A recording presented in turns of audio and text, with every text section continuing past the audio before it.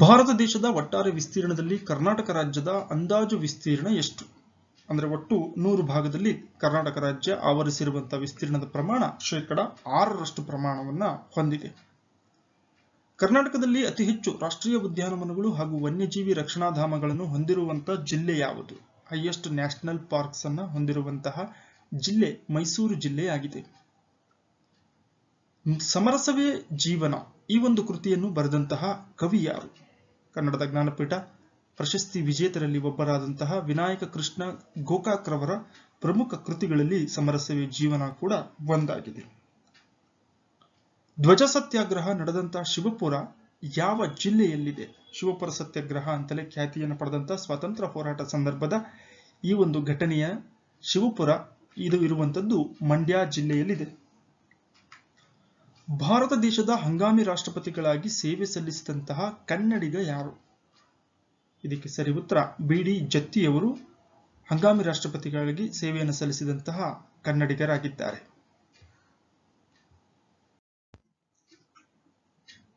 KK. Hebbar ಇವರು ಯಾವ ಕಲಾ ಪ್ರಕಾರಕ್ಕೆ ಪ್ರಸಿದ್ಧರಾಗಿದ್ದಾರೆ? ಇದಕ್ಕೆ ಸರಿ ಉತ್ತರ ಕೆ.ಕೆ. ಹೆಬ್ಬಾರ್ ಅವರು ಖ್ಯಾತ ಚಿತ್ರಕಲಾ ಕಲಾವಿದರಾಗಿದ್ದಾರೆ. ಅಂತಾರಾಷ್ಟ್ರೀಯ ಅಣುಶಕ್ತಿ ಆಯೋಗ ಕೇಂದ್ರ ಕಚೇರಿ ಎಲ್ಲಿದೆ? ವಿಯೆನ್ನಾದಲ್ಲಿದೆ. ಅಂತಾರಾಷ್ಟ್ರೀಯ ಇಂಟರ್ನ್ಯಾಷನಲ್ ಅಟೋಮಿಕ್ ಏಜೆನ್ಸಿ ಇದರ ಕೇಂದ್ರ ಕಚೇರಿ ವಿಯೆನ್ನಾದಲ್ಲಿದೆ. ತಸ್ಲಿಮಾ ನಸರೀನ್ ಯಾವ ದೇಶದವರು ಮತ್ತು ಯಾವುದಕ್ಕೆ ಹೆಸರುವಾಸಿ?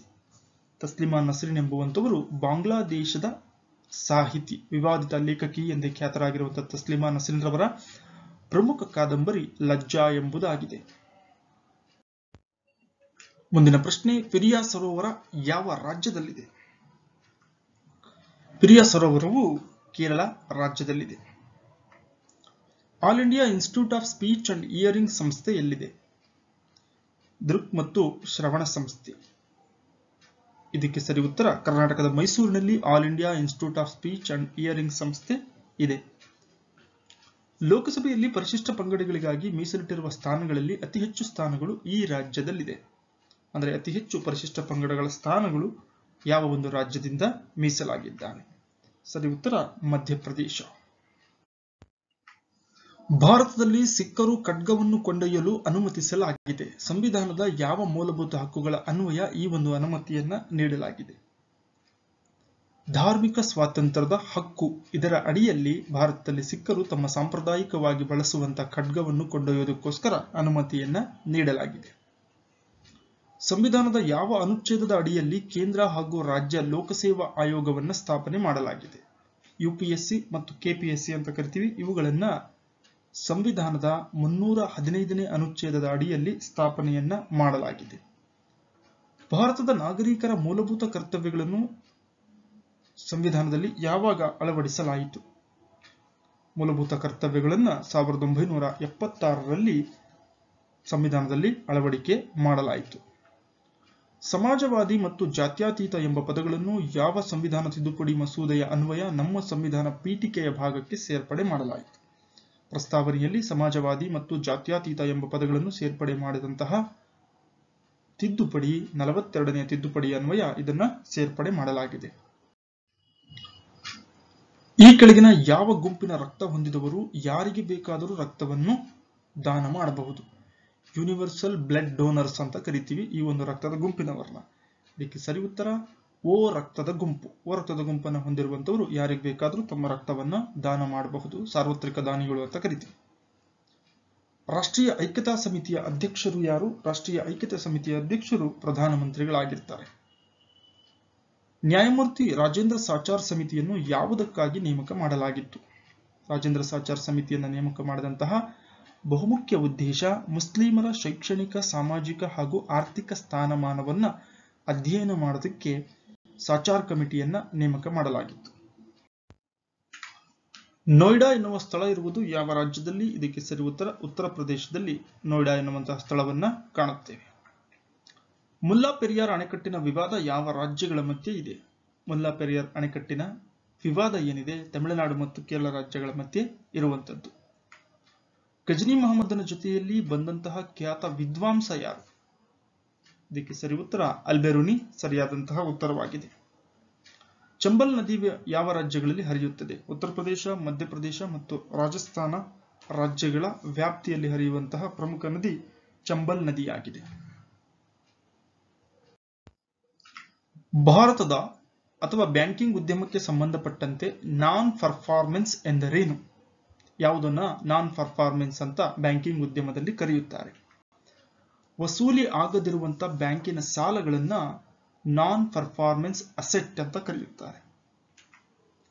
ಕೇಂದ್ರ ಸರ್ಕಾರವು ಸಂಗ್ರಹಿಸಿದಂತಹ ಕರಗಳ ಆದಾಯವನ್ನು ರಾಜ್ಯಗಳಿಗೆ ಯಾವ ರೀತಿ ಹಂಚಿಕೆ ಮಾಡಬೇಕೆಂದು ಶಿಫಾರಸು ಮಾಡುವುದು ಯಾರು? ಇದಕ್ಕೆ ಸರಿ ಉತ್ತರ ಫೈನಾನ್ಸ್ ಕಮಿಷನ್ ಅಂತ ಕರಿತೀವಿ. ಹಣಕಾಸು ಆಯೋಗ ಈ ಒಂದು ಹಂಚಿಕೆಯ ಶಿಫಾರಸನ್ನ ಮಾಡುತ್ತದೆ.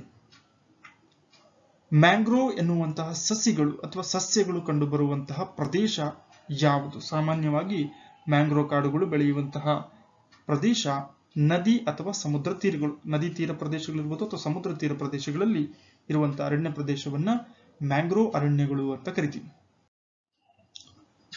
ಅಮೃತ್ ಮಹಲ್ ಎಂಬುದು ಏನನ್ನು ಸೂಚಿಸುತ್ತದೆ? ಇದಕ್ಕೆ ಸರಿ ಉತ್ತರ ಭಾರತದಲ್ಲಿ ದೊರೆಯುವಂತಹ ಹಸುವಿನ ತಳಿಗಳಲ್ಲಿ ಅಮೃತ್ ಮಹಲ್ ಎಂಬುದು ಕೂಡ ಒಂದಾಗಿದೆ. ಕನ್ನಡದ ಪ್ರಪ್ರಥಮ ಗದ್ಯ ಕೃತಿ ಯಾವುದು? ಇದಕ್ಕೆ ಸರಿ ಉತ್ತರ ವಡ್ಡಾರಾಧನೆ. ಇದರ ರಚನೆಕಾರ ಶಿವಕೋಟ್ಯಾಚಾರ್ಯ. ಯಶೋಧರ ಚರಿತೆ ಕೃತಿಯನ್ನು ಬರೆದಂತಹ ಕವಿ ಯಾರು? ಯಶೋಧರ ಚರಿತೆ ಜನ್ನನ ಅತ್ಯಂತ ಪ್ರಮುಖವಾದಂತಹ ಕೃತಿಯಾಗಿದೆ. ಕರ್ನಾಟಕದ ದಂಡಿ ಎಂದು ಕರೆಯುವಂತಹ ಊರು ಯಾವುದು? ಅಂಕೋಲಾ ಸರಿಯಾದಂತಹ ಉತ್ತರ.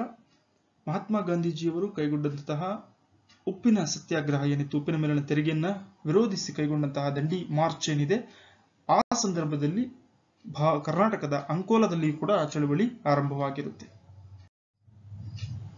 ಯಾವ ಚಳವಳಿಯಲ್ಲಿ ಮಹಾತ್ಮ ಗಾಂಧೀಜಿ ಉಪವಾಸ ಸತ್ಯಾಗ್ರಹವನ್ನು ತಮ್ಮ ಅಸ್ತ್ರವನ್ನಾಗಿ ಮಾಡಿಕೊಂಡರು? ಅಹಮದಾಬಾದ್ ಮುಷ್ಕರ. ಅಹಮದಾಬಾದ್ ಕಾರ್ಖಾನೆಗಳ ಮುಷ್ಕರ ಏನು ನಡೀತು 1918ರಲ್ಲಿ, ಆಗ ಮಹಾತ್ಮ ಗಾಂಧೀಜಿಯವರು ಉಪವಾಸ ಸತ್ಯಾಗ್ರಹವನ್ನ ತಮ್ಮ ಹೋರಾಟದ ಅಸ್ತ್ರವನ್ನಾಗಿ ಮಾಡಿಕೊಂಡರು. ಕರ್ನಾಟಕದಲ್ಲಿ ಅತಿ ಹೆಚ್ಚು ವಿದ್ಯುತ್ ಉತ್ಪಾದನೆ ಮಾಡುವಂತ ಯೋಜನೆ ಯಾವುದು? ರಾಯಚೂರು ಶಾಖೋತ್ಪನ್ನ ಯೋಜನೆ. ತೊಗರಿ ಬೆಳೆ ನಿಗಮದ ಕೇಂದ್ರ ಸ್ಥಾನ ಎಲ್ಲಿದೆ? ಇದಕ್ಕೆ ಸರಿ ಉತ್ತರ ಕಲಬುರಗಿ.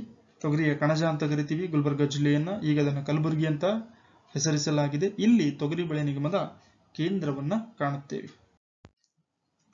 ಭಾರತದ ಪ್ರಥಮ ಪ್ರಾಥಮಿಕ ಪತ್ತಿನ ವ್ಯವಸಾಯ ಸಹಕಾರಿ ಸಂಘ ಸ್ಥಾಪನೆಯಾಗಿದ್ದು ಎಲ್ಲಿ?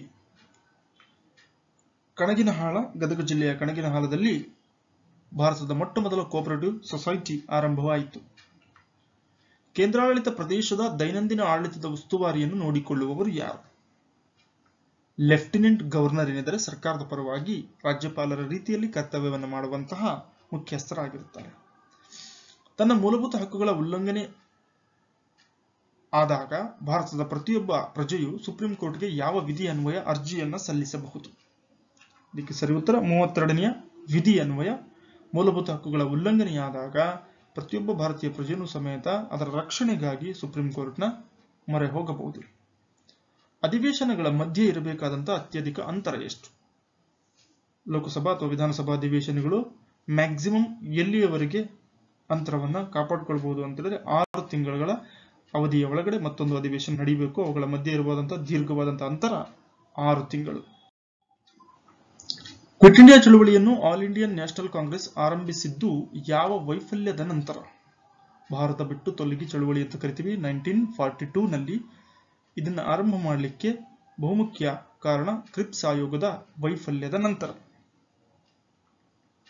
ಮಹದೇವ ಗೋವಿಂದ ರಾನಡೆಯವರು ಯಾವ ಸಂಸ್ಥೆಯ ಸದಸ್ಯರಾಗಿದ್ದರು?